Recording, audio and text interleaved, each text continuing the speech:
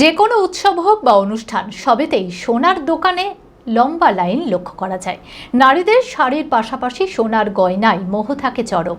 প্রাচীনকাল থেকেই সোনা দিয়ে বিভিন্ন ধরনের অলংকার তৈরির প্রথাও এখনও সমানভাবে বিরাজমান। বিশ্বের দ্বিতীয় বৃহত্তম সোনা ব্যবহারকারী দেশ ভারত। দেশের সোনার চাহিদা মেটাতে ভরসা করতে হয় আমদানির উপরই। গত সপ্তাহে আগামী 1 বছর সোনা কেনা বন্ধ রাখার বার্তা দিয়েছিলেন প্রধানমন্ত্রী নরেন্দ্র মোদী। শহরের সোনা ব্যবসায়ীরা কি বলছেন শুনে নেব তাদের মুখে। মানসিক স্বাস্থ্যের জন্য সবার আগে যে নামটি মনে ভেসে ওঠে, সুস্থ মনের ঠিকানা মনোবীক্ষণ। যোগাযোগ নাম্বার 7477799513।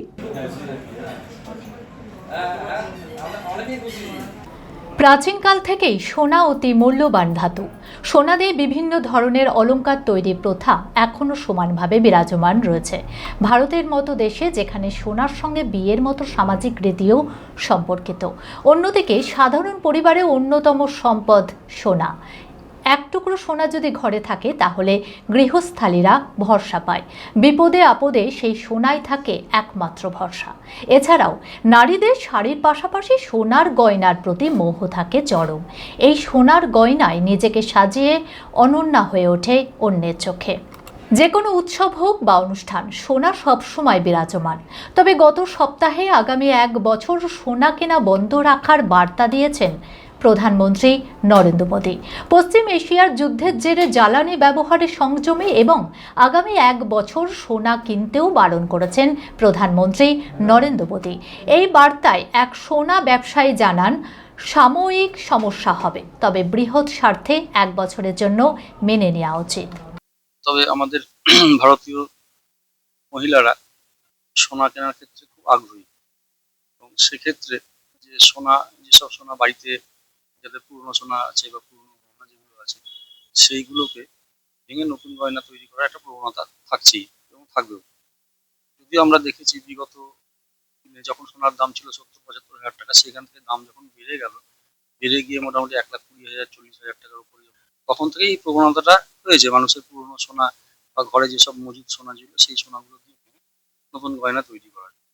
এক্ষেত্রে যেটা প্রধানমন্ত্রী বলতে চেয়েছেন বা বলেছেন যে বৈদেশিক মুদ্রা হয়তো ভারতবর্ষে আরো বেশি প্রয়োজন আছে, যে কারণে ইম্পোর্ট বেশি করতে চাইছেন না গভর্নমেন্ট, যে কারণের জন্য হয়তো নিষেধ করেছেন 1 বছর। এবং তাতে আমার ধারণা যে ভারতীয় মহিলারা পুরনো সোনা দিয়ে আবার নতুন গয়না তৈরি করবে। এক্ষেত্রে ব্যবসার দিক দিয়ে অবশ্যই কিছুটা ক্ষতি হবে, সাময়িক একটু ক্ষতি হবে, তবে দেশের স্বার্থে এটা সকলেরই এটা এগিয়ে আসা উচিত। কিছুটা সমস্যা হবে কারণ কাজ কমে যাবে, তবুও দেশবাসীর স্বার্থে প্রধানমন্ত্রীর বার্তাকে সম্মান জানালো কারিগর। আমাদের একটু সমস্যা হবে কারণ একটু কাজ কমে যাবে। খুব বড় সমস্যা হবে সেটা না, কারণ মহিলাদের যে পুরনো গহনা থাকে সেই পুরনো গহনাগুলো ভেঙে তারা নতুন ডিজাইনের গহনা তৈরি করে। এই জায়গা থেকে বড় সড়ো ক্ষতি হবে না, এটা আমাদেরকে মেনে নিতে হবে দেশবাসীর সুরক্ষার জন্য। B care institute of management and technology ভর্তি চলছে civil, mechanical, electrical, electronics and telecommunication engineering কোর্সে। শিক্ষাগত যোগ্যতা: প্রথম বর্ষে ভর্তির জন্য মাধ্যমিক পাস এবং দ্বিতীয় বর্ষে ভর্তির জন্য বিজ্ঞান বিভাগে উচ্চ মাধ্যমিক পাস অথবা উচ্চ মাধ্যমিক ভোকেশনাল পাস। খুবই অল্প খরচে পড়ার সুবর্ণ সুযোগের সাথে রয়েছে স্কলারশিপের ব্যবস্থাও।